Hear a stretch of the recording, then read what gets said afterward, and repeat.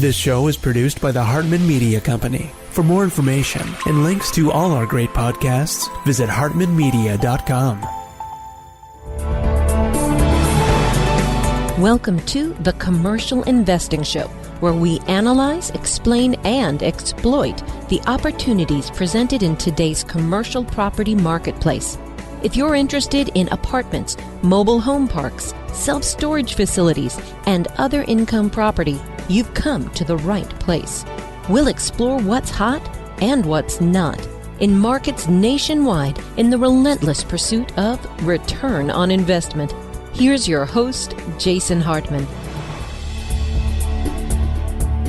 Hey, I'm Paul Moore, and I'm co-host for Jason Hartman today on the Commercial Investing Show. I'm so excited to be here with you today because a lot of people ask me, how do I get involved in commercial real estate?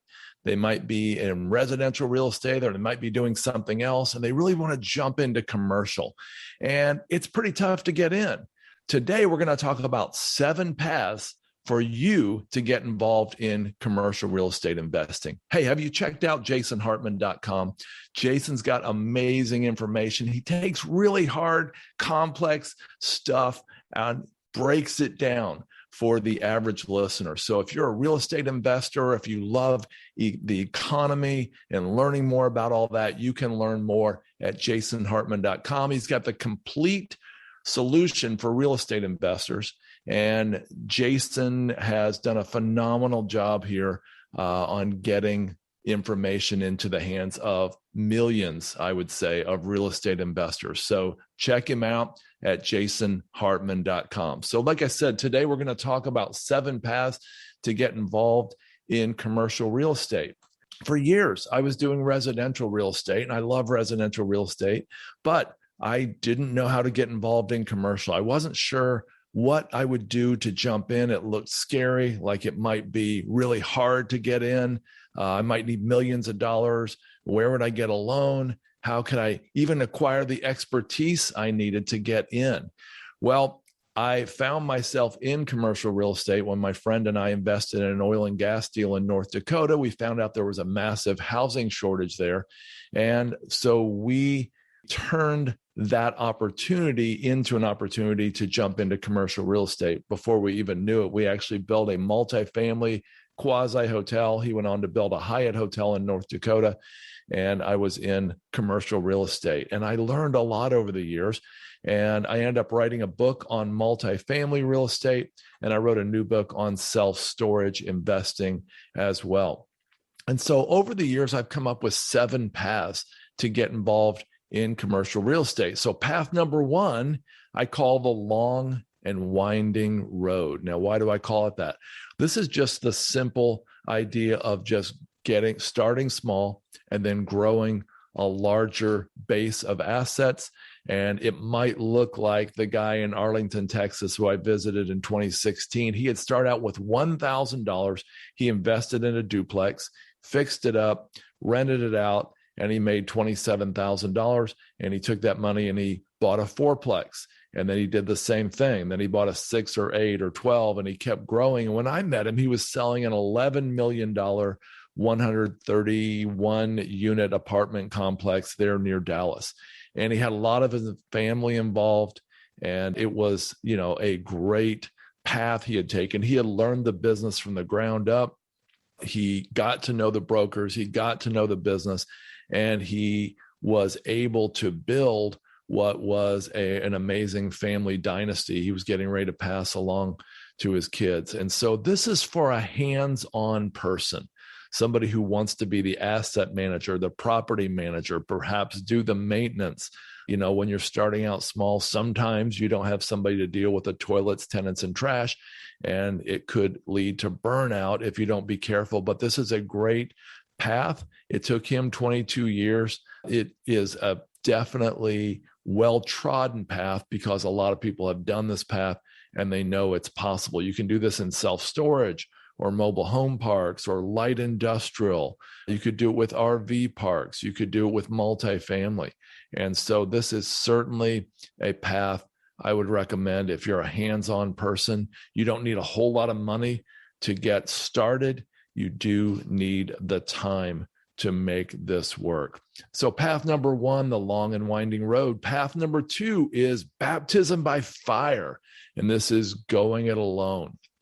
Now, this would be a situation if you made millions of dollars in Bitcoin, or if you retired from the NFL, or if you got a large inheritance, or if you won the lottery. You could be tempted to jump in day one and just buy a large multifamily or mobile home park or self-storage facility. This is a risky proposition, my friends. I would tell you that, it's pretty scary to start out on your own, or you should be a little scared if you've never done it before. And you need to get a great team around you. And not only do you need a great team, you need that team to be able to convince lenders and brokers and sellers that you should be awarded a contract, because it's very, very difficult these days to buy anything. And most people who are buying these days, well, let's put it this way, a lot of them are probably overpaying, if you haven't noticed that, especially in the multifamily arena. So you need to resist the urge to overpay. You need to get a great team around you. You need to have some courage. You need to have some management ability. It's a faster way to the top than that long and winding road. It's the fastest way to the top, but you need to get a great team, as I mentioned, and you need to be willing to take some risk. Now, if you're going to start with all cash or cash and some debt, again, you're also going to have to break down those barriers of convincing people that you should get the deal. I know this isn't the most likely path for most of us, but it is a path I wanted to mention. Path number three is become a deal finder. What's a deal finder? Well, it's effectively sort of like a broker who wants to stay involved. And so if you've got access to brokers or deals, or if you're great on social media or direct marketing, or if you would just be willing to take the time to hit the pavement and look for deals on your own, then this could be a good path for you. Now, your goal here, again, is to get into the commercial business. So you wouldn't just want to hand a deal to somebody, and it might be illegal, depending on the rules in your state, for you to act as a real estate broker without being licensed. And so check out those rules. And like I said, you're going to want to stay involved. So you're going to want to negotiate a deal up front with a larger syndicator or operator of, multifamily or self-storage or mobile home parks. And then you bring them the deal and they give you a cut of the ownership. And so the benefit to this is you get to stay in. You stay in the meetings. You stay involved. You get to be part of the conference calls with the lender and the property managers. You get to be part of the hiring and firing. You do this a few times, you make yourself really valuable, and who knows, you could have a partnership with the owner of the syndication firm, or you might be able to peel off with somebody else and start your own business. So this is a great path into the commercial real estate arena. It's especially hard right now because it's hard for everybody to find deals. As I'm recording this, it's a difficult time to find deals for anybody, even seasoned experts. So who should try this path? Well, number one, you're a deal maker. You're the kind of person who can go out and make deals. You've got access to resources and people. You don't have the credibility with commercial lenders and brokers to do your own deals. You don't have the experience. You don't have the millions of dollars in net worth to get a loan. You might have a full-time career and a life, and you don't have you don't have the ability to jump into full-time commercial real estate. So here are a few tips. Don't just blindly throw deals at companies, because they get those all the time from brokers. They get those practically every day. Number two, really understand what the syndicator is looking for and analyze the deal when you send it to them. In other words, don't just pass along a deal. and have them analyze it. Go and say, here's what I like about it. I drove this deal. Here's what I noticed. I noticed the competition was this. Or if it's long distance, if you're on Google Earth, I noticed that there was some real problems in this area, but this could be an opportunity for you. How much should you take as far as ownership stake? I can't really answer that, but a lot of folks get maybe 10% of the general partnership for bringing a deal. So that might be, let's say the general partner is keeping 30% of the deal and the cash investors are getting 70. Well, if you can get 10% of 30%, oh, that sounds like a real estate commission, 3%, but you're getting ownership. And that's a pretty fair number, I think. This will give you a chance to get relationships, to build your resume, to learn all the terminology and get into the business. So deal finding is one of my favorite paths on this road to getting involved in commercial real estate. So that's our third path. Our fourth path is be a capital development specialist. This means you raise money. This is one of the most valuable business skills in the world. How does it work? Well, you find a syndicator or operator who needs capital. And if you are either wealthy or if you're connected to folks at the country club, or if you have lots of ways of raising money, you could actually offer to bring them money. I'm going to give you a big warning about that in a minute. If you're sales oriented, if you're a networker, this could be a really good path for you. If you're fantastic on social media, or if you can develop a podcast following, this is a way that some people have done a fabulous job. I know a guy who actually was a former professional baseball player, and he knew a lot of people. And so he raises capital for deals. So the benefits are, again, you keep a piece of ownership, you get to build relationships, you learn the terminology, you build your resume, you get an opportunity to shadow a syndicator. There's a big warning with this. I want you to know that this is really serious. The Securities and Exchange Commission really frowns on you raising money and getting a percentage of the deal for raising money. So you can maybe do it for a flat fee per investor. Like, for every investor you send over, whether they invest or not, you get, say, $1,000. A lot of operators don't love that path because it's a risk for them. Or you set up a partnership with the operator and you literally become a general partner. And it's going to be hard to convince them, if you're new at this, that you should be a general partner in their deal with a set amount of ownership. But if you do that, you probably need to be doing more than raising capital. You need to get involved in the deal. You need to go out and do due diligence and 100 other things. But that's exactly what you want, right? You want to get involved in the business. So if you become a capital raising specialist, you get involved in the deal, you get a piece of the general partnership, in other words, a piece of the ownership. Now, I mentioned in the last path, maybe you should get 10% of the GP. Raising capital is typically worth more than maybe being the deal finder. Like I said, it's a very, very important, powerful role, and it will give you an opportunity to get skills that you can use in all types of entrepreneurial ventures in your life. And so my advice is to really hone your chops, really understand how you're going to raise this money, be really sure you can do it before you go present yourself to a syndicator and ask for a role. Now, there's another path to this major path, and that is to become a registered broker-dealer. You can become a FINRA registrant, or you could just get involved with a broker-dealer, and you could actually get a license to raise money and do it legally, and that's fine too. You don't have to be a partner then, but you have to go through the rigorous restrictions that FINRA and the SEC want you to do. And that's really it. It's a good path, but I don't know very many people that have taken it. I do know a few. So how do you get started on this?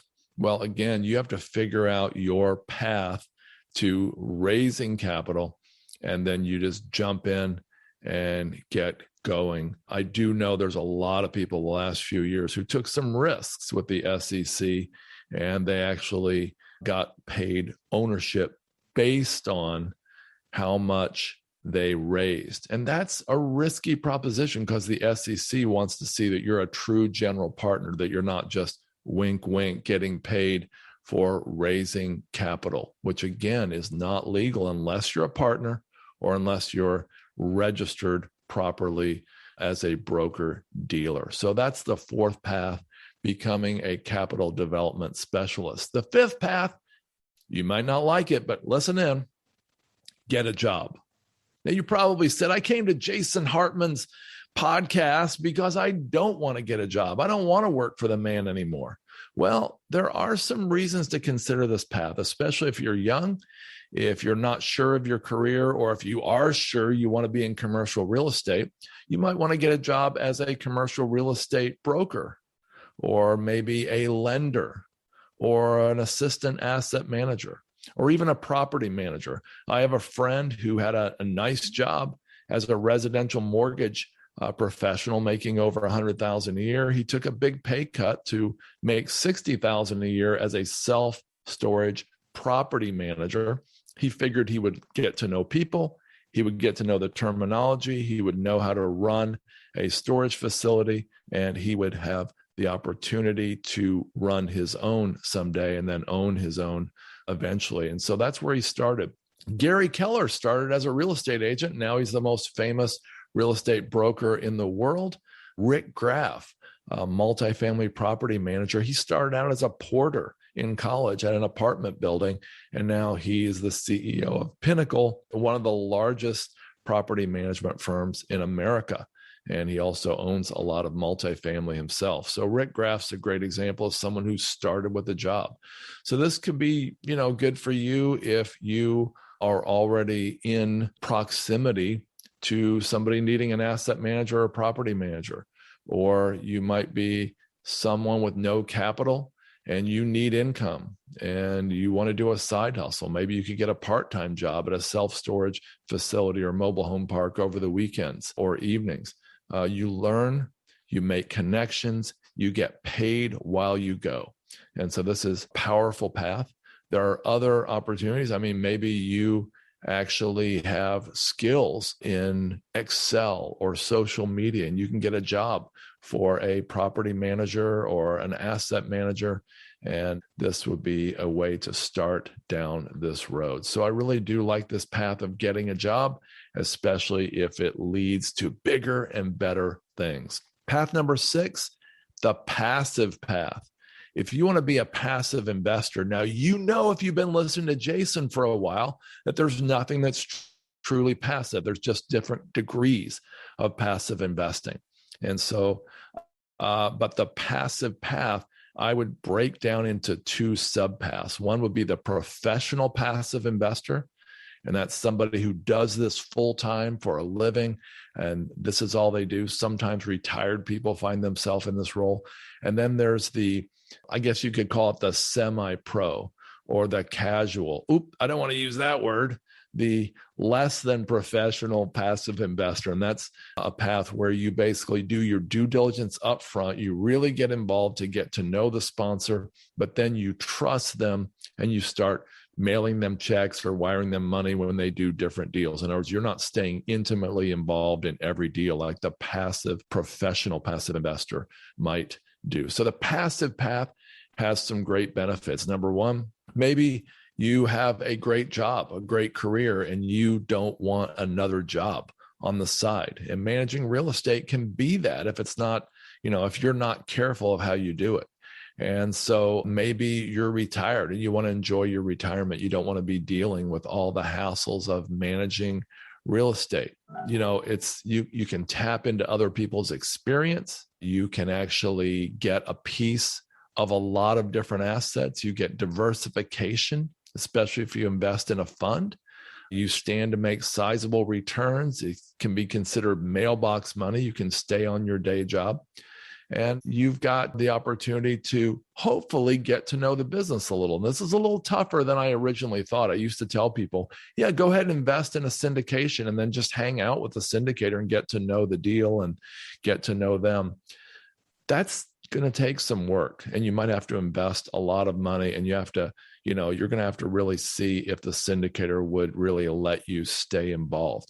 And this leads to some of the disadvantages of this path. Number one, you have to trust someone else, and you have to trust them without having control yourself. So you lose control. Number two, you don't earn money for your time and experience. You're actually letting them earn the asset management fees, the property management fees, etc. And number three, you don't get the thrill of the chase and the same exact thrill of victory that you get if you're in the business. I mean, it's great. I got news the other day that, something we'd invested in after 3.5 years is paying out the principal and 80% return at the sale. That was great news. It's a great day when you get news like that, but it's not the same as if I was in the deal. Okay. Does that make sense? So who's an ideal candidate for this path? Well, somebody who has more money than time, somebody who's not ready to do commercial real estate as a full-time job, somebody who doesn't want to be a sponsor. You just know you don't want to do that.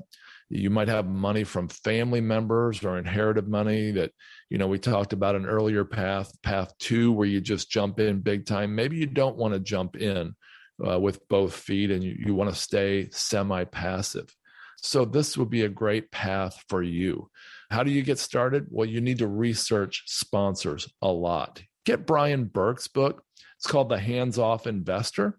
Or actually, another thing I recommend doing to go on this path is to go to jasonhartman.com and check out his video called How to Analyze a Real Estate Investment and Read a Pro Forma. You need to know how to do this. Like Jason says, there's nothing that's completely passive. So go to jasonhartman.com and watch that video, and that will take you down a path of learning how you can semi-passively invest in real estate. There's a lot more to do.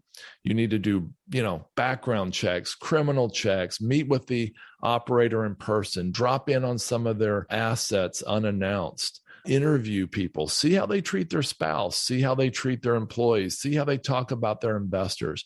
Make sure you've done the due diligence you need to do. And if you haven't done that, you need to get lots and lots of data proving this is a great sponsor, not someone who's going to mishandle your hard-earned money. Path number 6 was invest semi-passively. Path number 7 is finding a mentor. And this is one of my favorite paths because at 2 different crossroads in my career, I've paid over $25,000 to be mentored, and it has been incredibly beneficial to me. And so I was in multifamily quasi hotel, like I told you earlier, in North Dakota for a number of years. I was operating that. But when I hired a mentor, my career really took off. It led to me writing my first book, actually my second book on real estate, which was about multifamily. And it led to a lot of good things that happened in my life. Now, there's 2 types of mentors. There's paid coaches, and that would be someone who pay to coach you through investing in deals. And then there's also unpaid mentors. And this could be somebody in your town where you basically become an apprentice to them. You trade some skill you have, like social media or, building Excel spreadsheets or something you can do to help them for their time in teaching you their business and letting you hang around their office. And I know somebody who did that in San Francisco in 2009, and now here they are about 12 years later, the top commercial broker, to my knowledge, in San Francisco. And they started out by having an unpaid mentorship. This was actually a CPA. And I talk about this. This is the last story in my new book on self-storage. So who's an ideal candidate? You might be, skipping college like my son did and went straight to a mentorship program. And now he's a full-time real estate investor doing really well. Or you might be out of college, you might be between jobs, or you might have a full-time job and you want to do this mentorship on the side, which is what I did when I jumped into one of my mentoring programs years ago. So There's lots of exciting things you can do in mentoring. One of the benefits of having a paid coach is maybe you can go back and partner with them someday on their deals. You could be a deal finder for them. You could be a capital raiser for them. You could be an employee for them. I know people who have done all three of those sub-paths shooting out of a paid coaching mentorship. And so I highly recommend you consider this path because it can lead to so many good things. And if you do this, though, of course, just like with the previous path, you need to do a ton of due diligence, check references, really make sure that they have a planned out program. They're not just going to have you hang around with them on phone calls and things, but they have a planned out program. You can go through, talk to other people who have succeeded. I'm thinking of one coach in particular who has had so many success stories as a result of his coaching. Now, you can also go to jasonhartman.com and see what options he has for training and coaching. And so again, I know I'm doing this commercial real estate podcast as a guest for Jason, but seriously, jasonhartman.com has lots of information on training, coaching, and pointing you in the right direction. So any of these 7 paths are a potential path for you, or you might come up with another one that I missed here today. Please put that in the comments. We'd love to hear from you more. Again, I'm Paul Moore. I'm the co-founder of Wellings Capital. My new book on self-storage is called Storing Up Profits, Capitalize on America's Obsession with Stuff by Investing in Self-Storage. And that book's available at biggerpockets.com/storage, or you'll be able to get it on Amazon soon. I'm Paul Moore. I'm in for Jason Hartman today. Have a great day. Thank you so much for listening. Please be sure to subscribe so that you don't miss any episodes. Be sure to check out the show's specific website and our general website, hartmanmedia.com, for appropriate disclaimers and terms of service. Remember that guest opinions are their own, and if you require specific legal or tax advice or advice in any other specialized area, please consult an appropriate professional. And we also very much appreciate you reviewing the show. Please go to iTunes or Stitcher Radio or whatever platform you're using and write a review for the show. We would very much appreciate that.